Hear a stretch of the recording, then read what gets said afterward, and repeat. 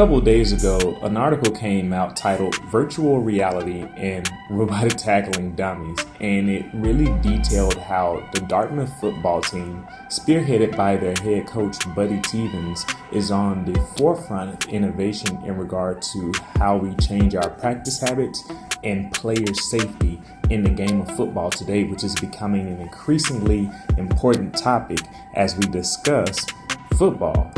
And one of my conclusions that I came to after reviewing this information and researching a bit is that Power 5 teams should adopt this model as well, and in particular, Nick Saban at Alabama. In regards to all the bad luck they've had with preseason injuries over the last few years, I actually think it might be something he wants to take a chance on. He has researched this topic himself, and he actually might be considering it, which I really love that he even recently said in one of his press conferences that player safety is the thing that's most important to him. And so with that in mind, I'm glad that he's considering this thing. In this video, I'm going to show you kind of detail what Dartmouth is doing and show you how impressive it is. Even if you don't come to the same conclusion that I do, I want you to see how cool it is that we're at this point with technology and in how we're thinking about player safety. So without further ado, let's actually get into what Dartmouth is doing. And at the end, I'm going to give you some implications and some questions that you may want to ponder on as we consider this topic. Now, as I said, Dartmouth is innovating how football players are practicing. The Dartmouth Thayer School of Engineering developed a robot called the MVP, the Mobile Virtual Player, which is it's a mobile dummy that simulates a football player in size, weight, and in agility. I believe you can get up to 18 miles per hour, and then it really bounces back where you can hit it and it pops back up as if, like a person or like someone with a low center of gravity. And they're doing this and using these things in practices where they no longer tackle. They completely eliminate tackles. And more on that in a little bit. So not only are they doing that, they've also secured the rights to have virtual reality practice tech called Striver, S-T-R-I-V-R. It simulates home field practice with your teammates. It's a fully immersive virtual reality headset, and their quarterbacks use it a lot to simulate game day conditions without necessarily having to get on the field. And you may be wondering, so what's the benefit of this? Why is this important? Well, here's a crazy thing, and I'm going to talk about it a little bit more later.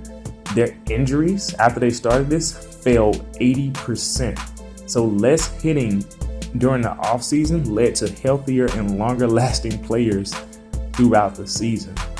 And so Buddy Stevens, who is the head coach of Dartmouth, and he's been in Dartmouth quite a few years, over his career at different points.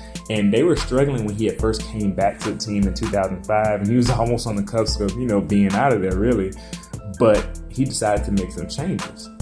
And with these changes that he made with regards to the technology and things that we talked about, he started to see, his second and third string players get more reps too, especially with the virtual reality and with the practice dummy.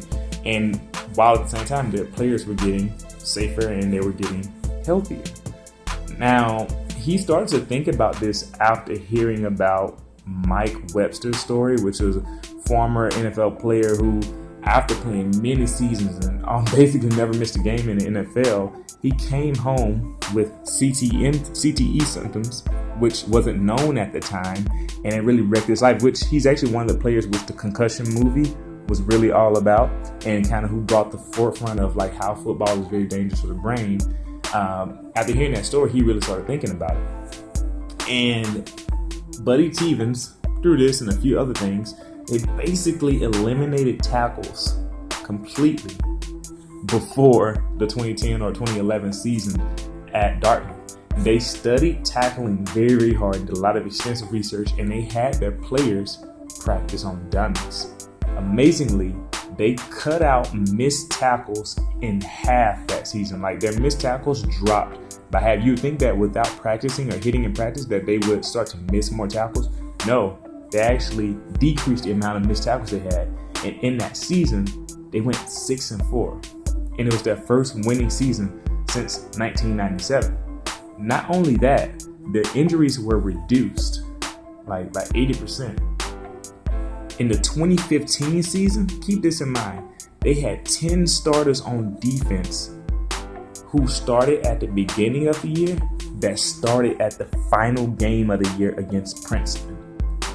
And a big part of that was because of the fact that they remained healthy throughout the season, and it's connected to a lesser amount of hits that they took during the offseason. And as I said before, Nick Saban and David Shaw of Stanford were considering this because of how effective it seems to have been. So if you go back and look at the records, I'm going to talk about it. They did 10 game seasons in the Ivy League, where in the 2013 season they went 6-4, and then in the 2014 season they went 8-2. In 2015 they won the Ivy League title. They went 9-1. The next year they actually took a step back. They went 4-6, but in 2017 they went 8-2, and last year they went 9-1 again.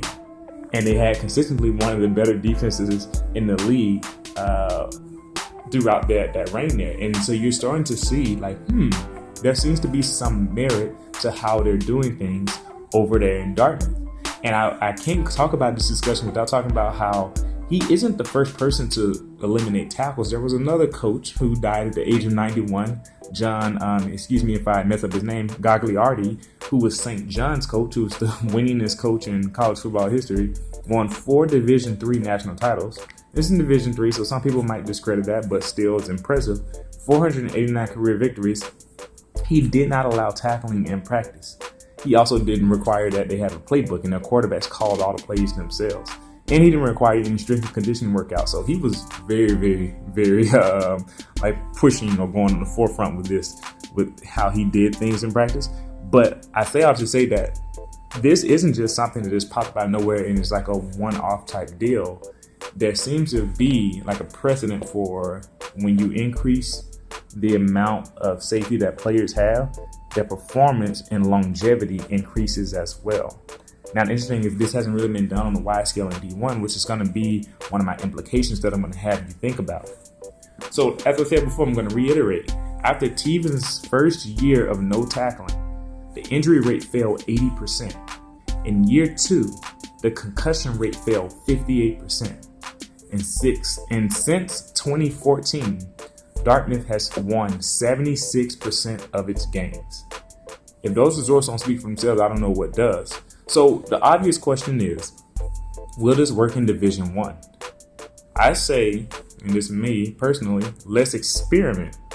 Nick Saban, of all the D1 coaches, has the pull to go for this and get away with it, as a program with all the success that he's had. And honestly, I would be all for it.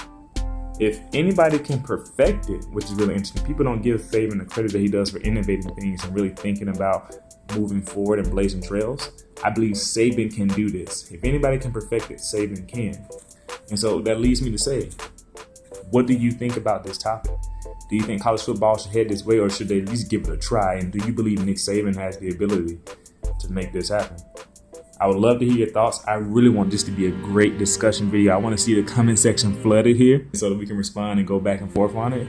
But if you enjoyed this content, feel free to click on the video on the left. It'll show you a video that YouTube algorithm recommends that you watch. If you click to the video on the right, it'll show you the last video I made. Please subscribe, and I'll see you for the next video. Thank you.